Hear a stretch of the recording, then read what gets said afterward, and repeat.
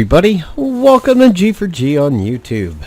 Today we're taking a look at the Disintegration beta. So this is going to be a little bit of a interesting video. I'm recording a beginning part, an introduction, after I've already recorded some game footage. I just recorded it with my mic on mute, and then I'm going to splice in some voice later, mostly because I think the chat was active and I didn't want to be like narrating a video in the middle of chat. So Disintegration is a little bit like what you see here. It's kind of Titanfall and Blacklight Retribution had a weird sex baby. And I think that's probably the best way to describe this. Unfortunately, the technical beta it's actually supposed to be down right now. I'm recording this at the equivalent of nearly 3:30 Pacific time on the 2nd, and supposedly the beta is going to close down at 3 o'clock on the 2nd. However, I've just been able to get into 2 matches. So, yeah. Let's take a look at what we've got. So there will be a store, but there's no access to it now. Options, kind of standard options over here. Audio, gameplay, video. Mine defaulted to Epic with a GTX 2070. Controls, I am using an Xbox controller for it. It was plugged in at the time I launched it, and I was like, oh, I may as well go with it. And here are the bindings. So it looks like if you were using mouse and keyboard, let's see if it has movement. So, you know, typical WASD default. I made no attempt to do mouse and keyboard on this. I think this is definitely a joystick game. When you first get into it, you are given a tutorial. And that tutorial basically has you learning how to use the graph cycle. So your crew is composed of 3 different elements. You on the graph cycle and 2 ground troop people. So the first thing you can do is you can modify your little badge and banner, which you'll see towards the upper right over there, where it has 1 players in the party. So you can do that, and then you go over to banner, similar to, say, a Diablo 3 banner. Oh, I didn't see there were some past the purchasable ones. Interesting. Okay, so lesson learned, there are some past the purchasables. I did not initially think that. So that's the list over here. Banners, you have these camos, then you have these chisels, which are similar to camo, then you have some locked ones, and then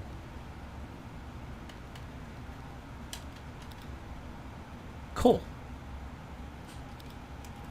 And then you have these emotes, and I didn't attempt to scroll through emotes either. I never actually tried an emote. It looks like it's bound to... Aha! Okay. So it looks like maybe left stick down. It's probably going to be a key combination in there, but I'm not exactly too sure what it would be. Then you have the crew appearance. So these are the graph cycles and your ground crew. I'm pretty sure, statistically speaking, each one of these is different. So when you go to pick one of them, you sort of zoom in on the whole kit. Now if you look at the graph cycle here, this looks like a medium one. You go to the King's Guard, that looks even a little bit meatier. Ronin looks pretty light. Neon Dreams looks super light. Technowar also looks super light and small. Warheads is an absolute monstrosity, very Mad Max looking. And the business kind of looks like if Hot Rods met the speeder pods from Phantom Menace. which I used to have that game on the PC way back when.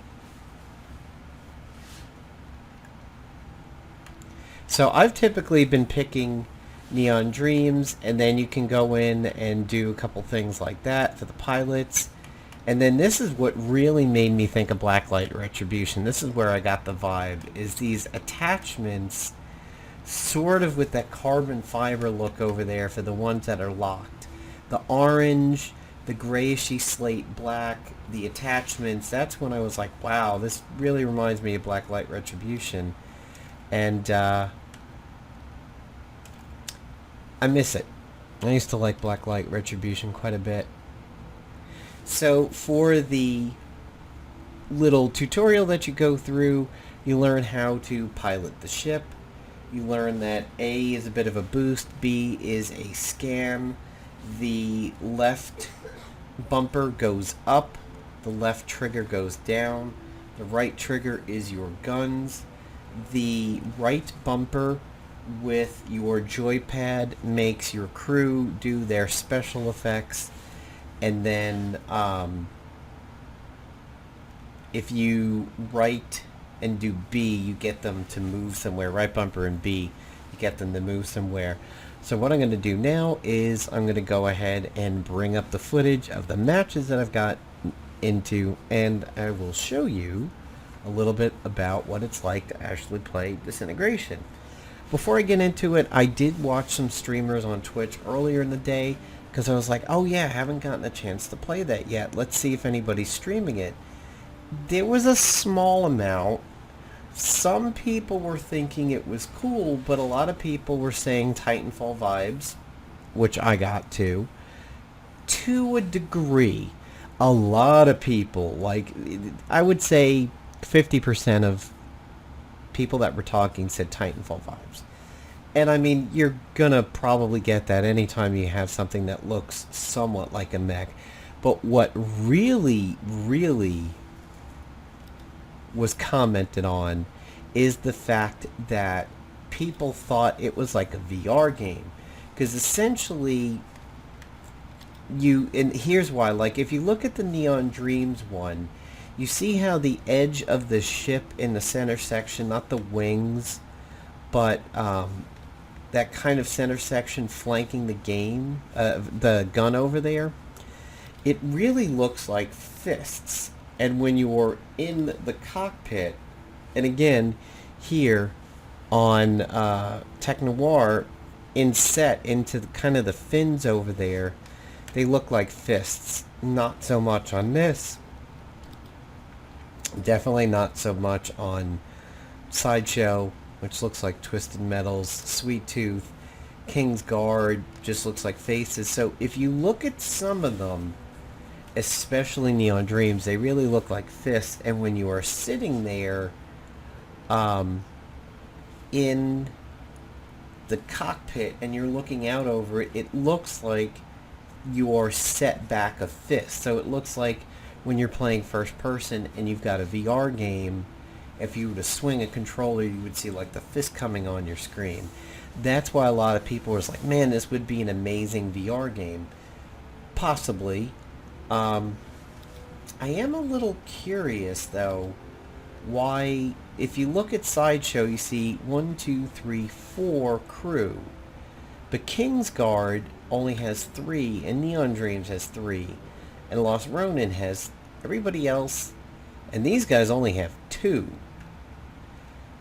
and Business only has 2. So it looks like perhaps the meatier your ship is, the less of a crew you have. But Sideshow, I mean, that ship is pretty beefy looking, and they still, oh, okay, didn't know I could do this. I mean, that's a pretty healthy looking ship, and they've got 4. So let's see here on Neon Dreams. So essentially, you are sitting back here, and I can't really zoom in or anything, but you can see a little bit there, right in the center of the screen. Hey, you see the back of the quote-unquote fists over there? Yeah, that's why I think people were thinking it was VR, because that's what the streamer was using, is he was using Neon Dreams over here, and that's what I was using too. Fun ship. Certainly liked it quite a bit. If there was one that was maybe slightly less agile but a little bit beefier, maybe I would pick it, but right now I like Neon Dreams quite a bit. So I'm going to go ahead and stop this intro here and then get into the footage. Alright, so here is the actual footage of me playing my matches over here. Matchmaking was fairly quick, as a matter of fact. And both of these, I kind of got into them. Well, this one I got into midstream. The second one I was there right from the beginning. Yeah, I gotta jump up that volume a little bit more. Okay, there we go.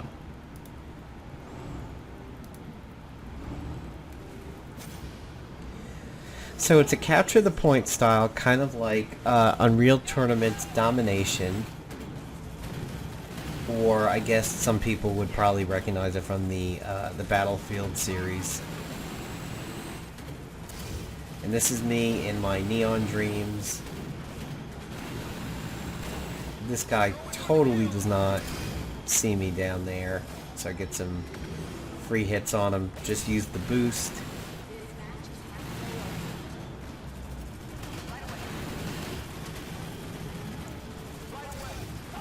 See, there's me telling my ground crew to go for that ground crew.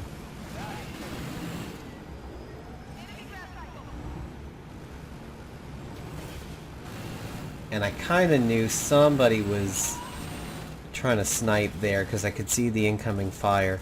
What I didn't do was scan first. There was me just boosting out of the way. Here, I didn't pay attention to what the tooltip said it was, so I told my crew to go get it because I thought it was something they could do. Didn't realize essentially it was a landmine to shoot for damage.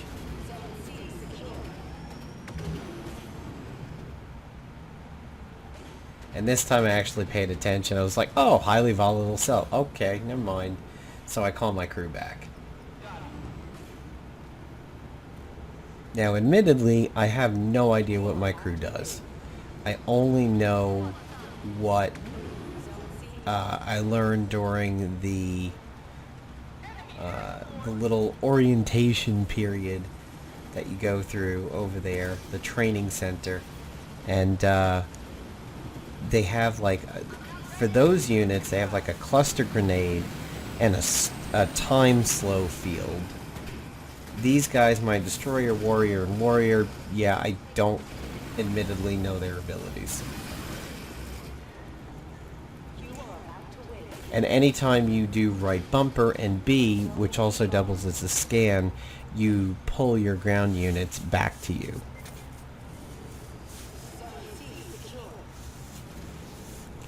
You see, I just used my scan there a little bit to see what was going on. And that's really what brings back the old BLR vibes for me. I don't know if there's a manual reload yet. I would like the ability to reload. And then there's the win.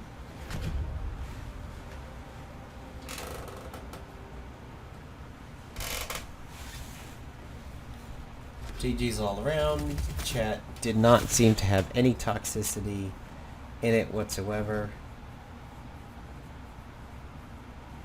And there's some achievements going on over there.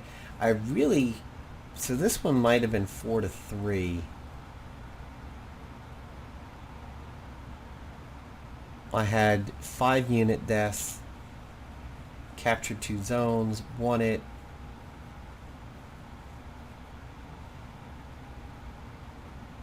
Now, retrieval wasn't available, it was just quick match. And so, here it was, back to C, zone control collected, they were all blacked out, it was just quick match. Here's me going through my badges and banner the first time. But I didn't really know that I could go and scroll over there.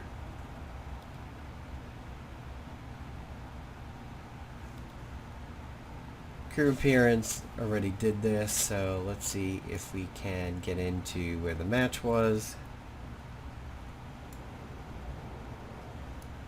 So even though we had 10, we waited for some time after the 10. So fast forward that. It's just a lot of flybys. Alright, so now the match is starting.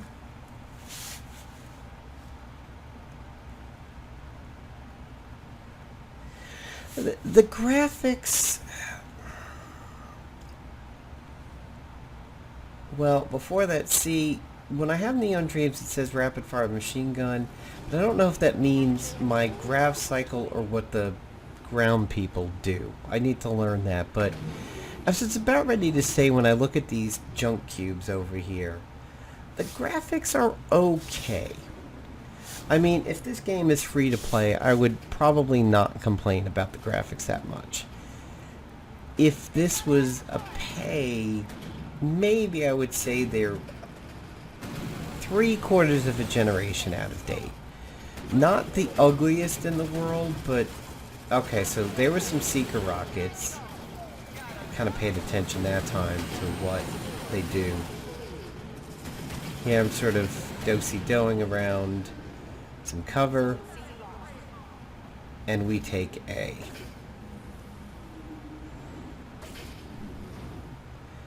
Hitting the scan to kind of see what I can see. I don't really know if scan would reveal somebody on the other side of some cover, like if somebody was right there kind of where it says deadly shadow on my screen, would I see them? Or if they were like right on the other side of these boxes. I don't know if it's like Blacklight Retribution's wall hack scanner. Here I notice A has got the red line through it. So I'm like, ooh, somebody's backcapping on us. And see, I don't see anything when I did that. And now there's one of those junkyard guy ships. And I tried to get my ground crew to go after their ground crew there. That's a beefy looking mech guy on the ground.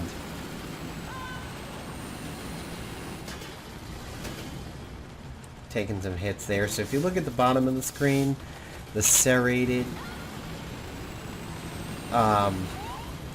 bars over there are my health, and the one below that, that's solid, is the boost. There, I tried to get my crew, which is dead, to go for this ship.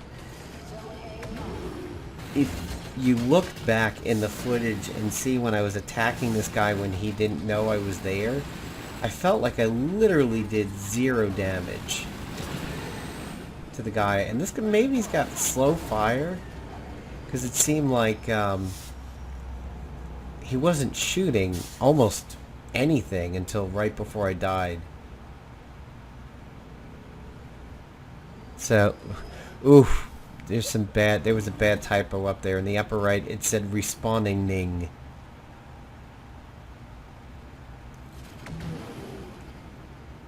So it looks like that junker got taken out. We're probably retaking A.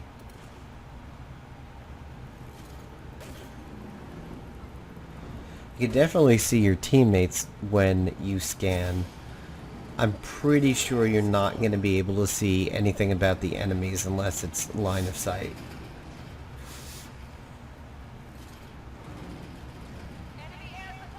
See, yeah, that guy did not show up on my scan until he was in view. Here, I try to tell my team to do something.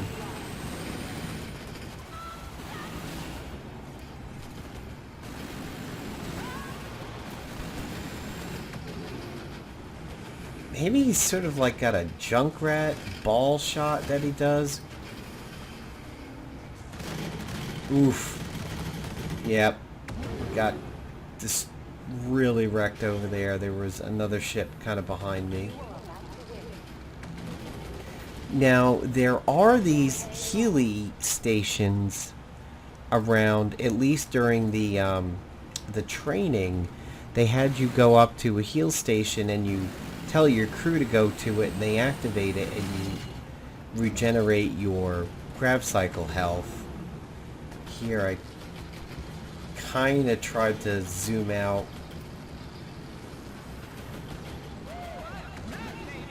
And it looks like I was able to get away from him there.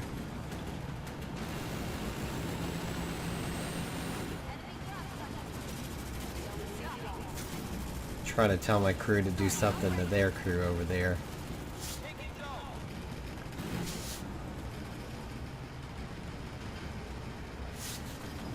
The first match that I went into, there was somebody briefly said something on voice, but not much. And then on this map, nobody said anything. So yeah, I think the big heavy junker ship has got probably like a not very rapid fire, slow missile.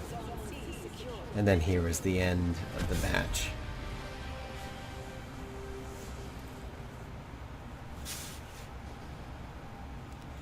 Again, pretty non-toxic chat.